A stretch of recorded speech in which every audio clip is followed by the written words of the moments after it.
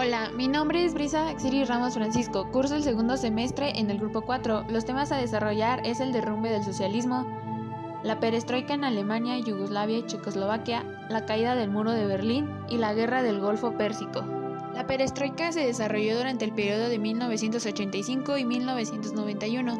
Fue un proceso de reforma basado en la reestructuración de la economía puesta en marcha en la Unión Soviética por Mikhail Gorbachev, con el objetivo de reformar y preservar el sistema socialista, pues quería dar a la sociedad soviética un cierto espíritu de empresa e innovación como el capitalismo. Además buscaba reestructurar el sistema económico, el desarme nacional y mundial. Una de las causas es que se buscaba reformar y preservar el sistema socialista, pues quería dar a la sociedad soviética un cierto espíritu de empresa e innovación. Se quería sacar al país de la grave crisis económica e impulsar el desarrollo. También se intentó mantener la existencia de la Unión Soviética y se quería sacar al país de la corrupción y el atraso.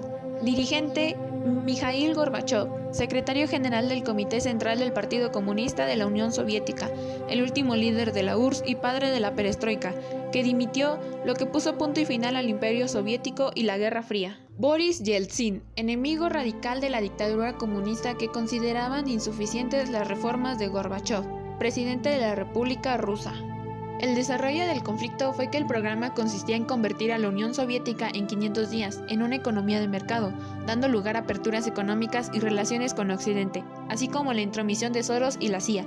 El objetivo principal era pasar de un sistema de economía centralmente planificada a un sistema de economía de mercado, que era la ley de oferta y demanda, para lo cual se permitió una cierta autonomía local y se procedió a la liberación de precios. También se implantó una cierta democratización de la vida política, y se dislocó completamente todo el complejo entramado industrial y agrícola de la Unión Soviética. El país virtualmente se paralizó, la inflación se disparó y las condiciones de pobreza se propagaron, siendo un 50% de la población rusa en 1993 y 1995.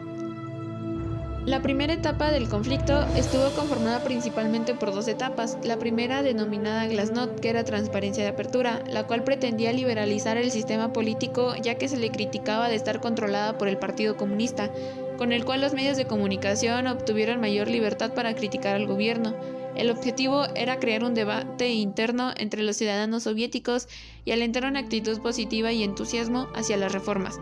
Sin embargo, esta política de apertura se volvió en contra de Gorbachev al incrementarse los problemas económicos y sociales por efecto de sus mismas reformas y al incrementarse la crítica de la población soviética contra la dirección política del Partido Comunista de la Unión Soviética. La segunda etapa del conflicto estaba dirigida a los cambios en el sistema político y en el orden constitucional. En este sentido, se modificó el papel de los soviets, de las estructuras de los órganos máximos del poder estatal, del sistema electoral y se delimitaron las funciones del Estado y del partido. A fines de 1988, al frente de la estructura institucional de los soviets, se conformó el Congreso de Diputados de la Unión Soviética. Lo que trajo como resultado fue que los políticos se dividieron en conservadores y reformistas. El 18 de agosto de 1991 comenzó el intento de golpe de Estado llevado a cabo por los altos cargos del Partido Comunista, que eran los conservadores, con el objetivo de boicotear el nuevo Tratado de la Unión que permitiría el autogobierno de las repúblicas de la Unión Soviética. El golpe fracasó debido a la resistencia dirigida por Boris Yeltsin, presidente de la República de Rusia. Hacia el final del mandato de Gorbachev, la perestroika empezó a recibir críticas tanto por los que pensaban que las reformas se aplicaban demasiado lento, como por las que temían que estas destruyeran el sistema socialista y llevaran a la decadencia al país. El fin de la perestroika fue el 8 de diciembre de 1991. Este movimiento fue considerado como uno de los principales factores que aceleraron el colapso de la URSS y la caída del bloque socialista. Con la caída del socialismo en Yugoslavia, después de largos y sangrientos conflictos, el 25 de junio de 1991 tuvo como resultado que Eslovenia y Croacia declararan su independencia de la federación. Posteriormente se vino la independencia de Macedonia en septiembre de 1991 y de Bosnia en febrero de 1992. De este modo surgieron 4 nuevos países en los Balcanes. Se generó la separación de país en Croacia, Eslovenia, Bosnia, Herzegovina, Macedonia y Yugoslavia. De ello se vio beneficiado el nacionalismo. La caída del socialismo trajo como consecuencia la desintegración pacífica de Checoslovaquia en dos, que fue la República Socialista Checa y la República Socialista Eslovaca.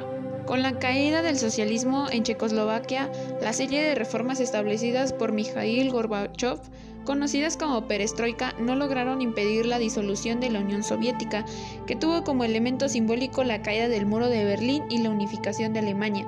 En 1989, la República Federal de Alemania y la República Democrática de Alemania iniciaron su reunificación con la caída del muro de Berlín. La caída del muro de Berlín fue el 9 de noviembre de 1989. El gobierno de la RDA levantó las restricciones de paso a Occidente. Pocas horas después, miles de alemanes de ambos lados se congregaron ante la barrera que les había separado durante 28 años. El muro erigido por el gobierno de la RDA en 1961 fue derribado por los ciudadanos de las dos Alemanias. La Guerra del Golfo Pérsico comenzó el 16 de enero de 1991 y dio inicio a la Operación Tormenta del Desierto, liderada por Estados Unidos y sus aliados contra Irak y el presidente iraquí Saddam Hussein. Algunas de las causas fueron las diferencias económicas y políticas entre los gobiernos de Irak y Kuwait. El gobierno de Saddam Hussein acusó a Kuwait de construir bases militares en territorio iraquí y las reservas petroleras iraquíes. Las consecuencias de la guerra fueron las bajas de las fuerzas de Estados Unidos y sus aliados, que sumaron al menos de 378 víctimas mortales y 1.000 heridos que Irak perdió.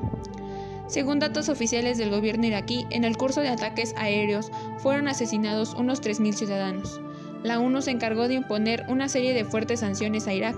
El gobierno iraquí se vio obligado a pagarle alrededor de $75 billones a Kuwait para cubrir los daños de la guerra. Estados Unidos aumentó su presencia militar en la región del Medio Oriente. Irak no pudo exportar petróleo debido a las sanciones impuestas por la ONU y avaladas por Estados Unidos.